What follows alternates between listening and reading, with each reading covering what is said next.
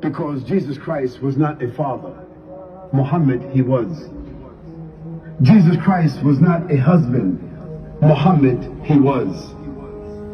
Jesus Christ was not a statesman. Muhammad, he was. Jesus Christ was not a warrior. Muhammad, he was. And Jesus Christ was not a ruler. Muhammad, he was.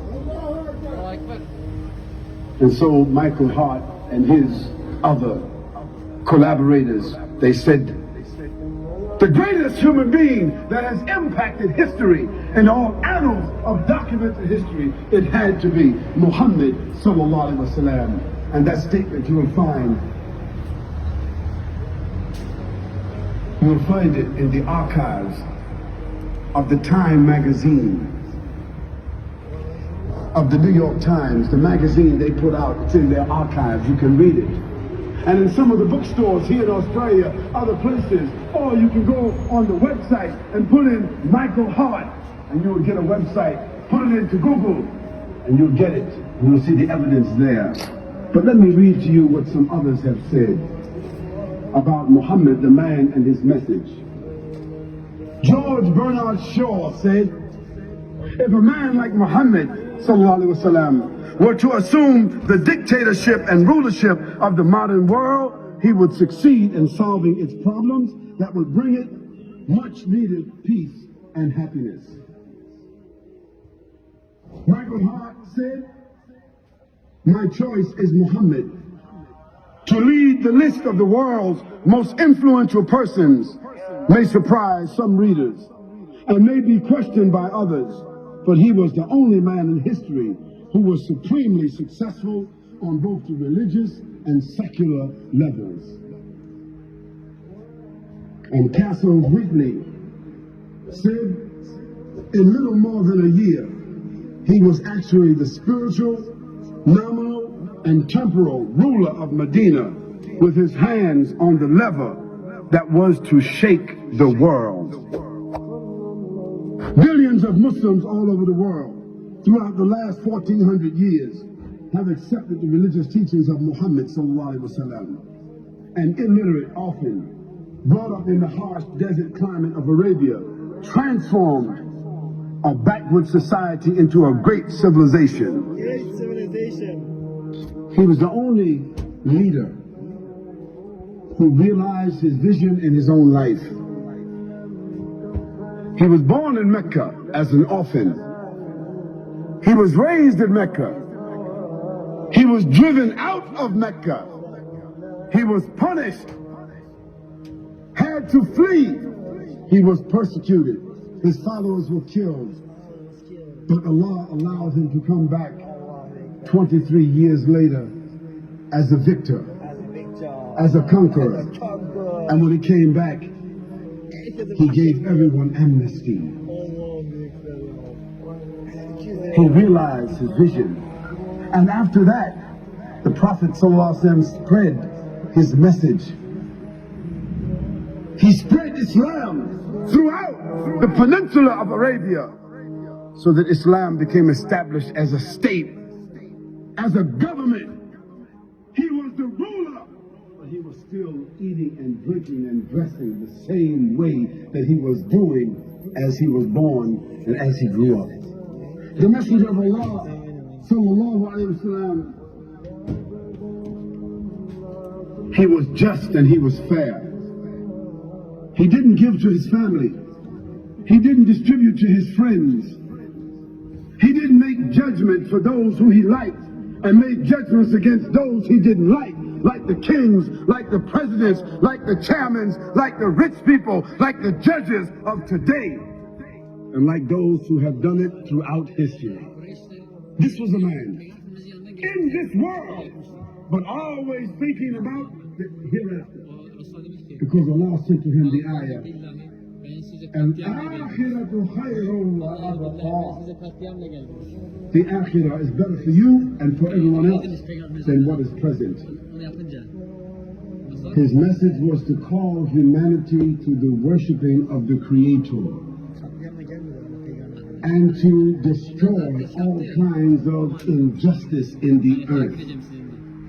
and to establish a character, a paradigm of human conduct for the human beings to follow. If one reads the Quran, you will see on every page that message comes through on every single page. This is what sets Muhammad, peace and blessings be upon him, from any other ruler, any other prophet, messenger, individual. The Prophet ﷺ, never in his life did he ever lift his hand to hit any human being, ever. Not a servant, not a wife, not a child, not a friend, nor an enemy, except when that enemy was opposing Allah and opposing the message. And when the companions of the Prophet ﷺ used to look for him on the battlefield, they said, Wallahi, we found him in the middle of the enemies, fighting.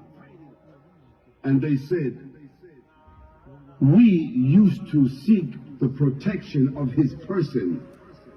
We used to hide behind the Prophet ﷺ on the battlefield.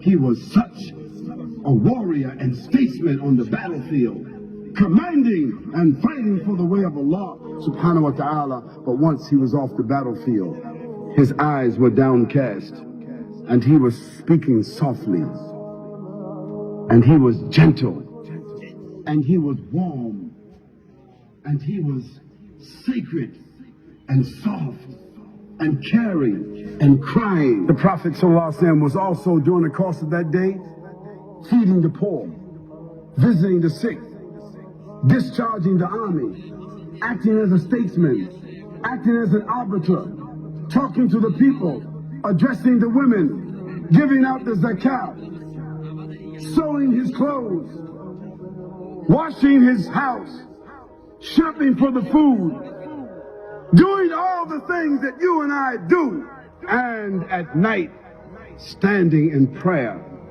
for 4 or 5 hours at a time, and in the day fighting the battles, discharging the armies, giving the ahkam and the rulings, explaining the Quran, instructing the people in behavior. How could a man do all of that and stand 4 or 5 hours at night at one time? What kind of human being could that be? It was a messenger. It was a prophet. This was a man with a message. Oh, Muslims and non-Muslims, Muhammad, according to the Quran, he was a witness over the believers. He was no more than a messenger. He was a man dealing gently with all people. He was a great favor. He was sent with an irrefutable truth. He was that unlettered prophet. He was a mercy and a messenger. He was a mercy to mankind. He was a witness over the believers, and the believers a witness over mankind. He was a mercy to the world. He was the best example to follow. He was the last prophet of mankind. He was sent to all the mankind and the jinn.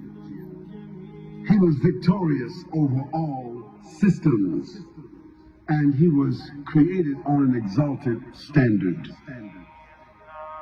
O Muslims and non-Muslims, there's not a person in the whole of history that can compare with Muhammad sallallahu alaihi wasallam.